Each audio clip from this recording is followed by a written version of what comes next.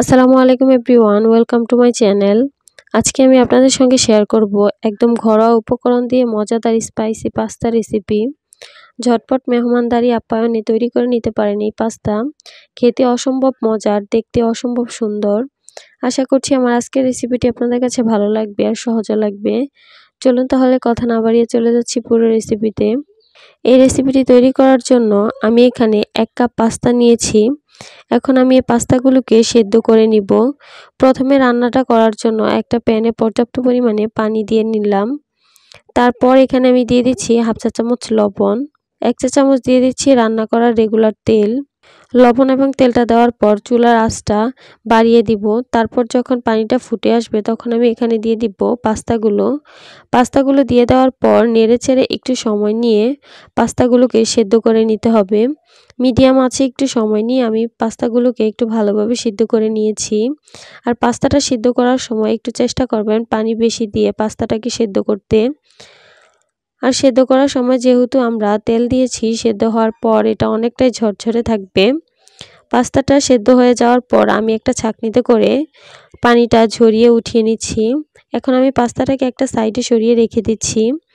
এখন আমি একটা বাটিতে 2টি রুম টেম্পারেচারে থাকা ডিমের সঙ্গে আমি দিয়ে দিচ্ছি 1 টেবিল চামচ লবণ।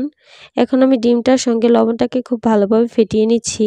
এই ডিমগুলো দিয়ে আমি পাস্তা রান্নার জন্য স্ক্রাম্বল তৈরি করব। তার জন্য চুলায় একটি প্যান বসিয়ে দিয়েছি। যখন প্যানটা গরম হয়ে আসবে তখন আমি এখানে 1 টেবিল চামচ রান্না করার রেগুলার তেল দিয়ে দিচ্ছি। তেলটা যখন গরম হয়ে আসবে তখন আমি এখানে এই ডিমগুলো দিয়ে দিব। এভাবে ডিমের স্ক্রাম্বল করে পাস্তাটা রান্না করলে খেতে কিন্তু অনেক বেশি মজা লাগে, তবে না দিলেও কিন্তু চলবে। আমার স্ক্র্যাম্বলটা তৈরি হয়ে গেছে। এখন আমি একটা বাটিতে উঠিয়ে রেখে দিচ্ছি। এরপর চলে যাচ্ছি পাস্তা রান্না করতে। পাস্তাটা রান্না করার জন্য চুলায় একটি প্যান বসিয়ে দিয়েছি। এখন আমি এখানে দিয়ে দিচ্ছি 2 টেবিল চামচ রান্না করার রেগুলার তেল। তেলটা যখন কিছুটা গরম হয়ে আসবে তখন আমি এখানে দিয়ে দিচ্ছি রসুন কুচি 1 টেবিল চামচ। রসুন কুচিটা দিয়ে দেওয়ার পর 30 সেকেন্ডের জন্য হালকাভাবে একটু ভেজে নিচ্ছি। তারপর আমি এখানে দিয়ে দিচ্ছি 1/4 কাপ পেঁয়াজ কুচি। পেঁয়াজ কুচিটা দেওয়ার পর রসুনের সঙ্গে আমি 2 মিনিটের মতো ভেজে নিব। 2 মিনিট ভেজে নেওয়ার পর এরপর আমি এখানে দিয়ে দিচ্ছি 1/2 কাপ টমেটো কুচি। টমেটো কুচিটা দিয়ে দেওয়ার পর পেঁয়াজ এবং টমেটোটাকে আমি একটু ভালোভাবে নেড়েচেড়ে ভেজে নিচ্ছি।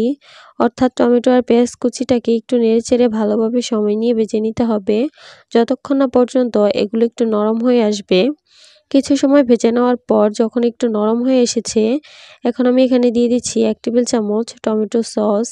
আর এখানে দিয়ে দিচ্ছি স্বাদমতো লবণ, তবে লবণটা একটু বুঝে দিতে হবে, কারণ পাস্তাটা সেদ্ধ করার সময় কিন্তু লবণ দিয়েছিলাম। 5 থেকে 6টির মতো আমি দিয়ে দিচ্ছি এখানে কাঁচামরিচ কুচি, তবে ঝালটা আপনাদের নিজেদের টেস্ট অনুযায়ী বাড়িয়ে বা কমিয়েও দিতে পারেন। আর যেহেতু এটা স্পাইসি পাস্তা, ঝালটা একটু বেশিই হয়, তবে আপনারা আপনাদের পছন্দ অনুযায়ী দিয়ে নেবেন। এরপর আবারও সব কিছুকে একসঙ্গে খুব ভালোভাবে মিশিয়ে একটা ঢাকনা দিয়ে ঢেকে মিশ্রণটাকে ভালোভাবে কষিয়ে নিব, যাতে তেলটা উপরে ভেসে ওঠে। পাস্তার জন্য মশলাটাকে আমি এখানে খুব ভালোভাবে কষিয়ে নিয়েছি। আর দেখুন এখন অনেকটাই নরম হয়ে এসেছে আর তেলটাও উপরে ভেসে উঠেছে। এখন আমি কিছু সবজি অ্যাড করব। এখানে আমি দিয়ে দিচ্ছি 1/4 কাপ মটরশুঁটি, দিয়ে দিচ্ছি 1/4 কাপ গাজর কুচি। আপনারা চাইলে আপনাদের পছন্দ অনুযায়ী যে কোনো সবজি এখানে অ্যাড করতে পারেন। সবজিটা দিয়ে দেওয়ার পর আমি একটু ভালোভাবে নেড়েচেড়ে আবারও কিছুক্ষণের জন্য কষিয়ে নিয়েছি। এখন আমি এখানে দিয়ে দিব পাস্তাগুলো, অর্থাৎ সবজিগুলো যখন একটু সেদ্ধ হয়ে এসেছে তখন আমি এখানে পাস্তাগুলো দিয়ে দিয়েছি। পাস্তাটাকে দিয়ে দেওয়ার পর সবকিছুর সঙ্গে খুব ভালোভাবে মিশিয়ে নিতে হবে। আমার প্রায় রান্নাটা শেষ পর্যায়ে। এখন আমি দিয়ে দিব আগে থেকে যে তৈরি করে রেখেছিলাম ডিমের স্ক্রাম্বল, সেটা। তবে আপনারা চাইলে ডিমের স্ক্রাম্বল ছাড়াও কিন্তু খেতে পারেন। সামান্য কিছুটা ধনিয়া পাতা দিয়ে খাওয়া যাবে। ডিমের স্ক্রাম্বলটা দেওয়ার পর আমি সবকিছুকে আবারও একসঙ্গে ভালোভাবে মিশিয়ে নিচ্ছি। ভালোভাবে মিশিয়ে নেওয়ার পর এবার আমি এখানে দিয়ে দিচ্ছি 1/4 চা চামচ চিলি ফ্লেক্স। এবার এখানে আমি দিয়ে দিচ্ছি পাস্তার সঙ্গে যে মশলাটা থাকে সেটা। আবার কোনো পাস্তার সঙ্গে কিন্তু মশলা থাকে না, সেক্ষেত্রে আপনারা চাইলে এখানে স্বাদে ম্যাজিকটাও ব্যবহার করতে পারেন। তবে এটা টোটালি অপশনাল, না দিলেও কিন্তু খেতে অনেক বেশি মজা লাগে। তবে মশলাটা দিলে কিন্তু টেস্টটা আরো অনেক গুণ বেড়ে যায়। এবার আমি দিয়ে দিচ্ছি ধনিয়া পাতা কুচি।